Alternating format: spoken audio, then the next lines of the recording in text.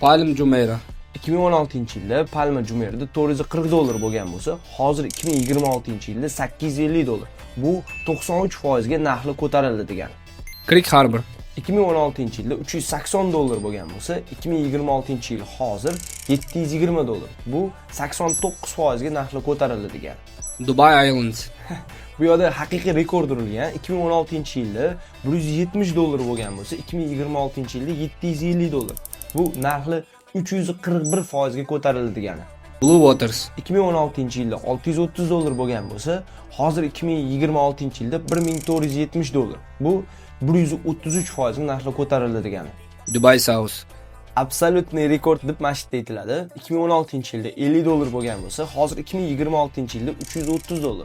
Bu narxli 561% ga ko'tarildi degani. Va bu narxli kelgusi yillarda yana o'sib boradi.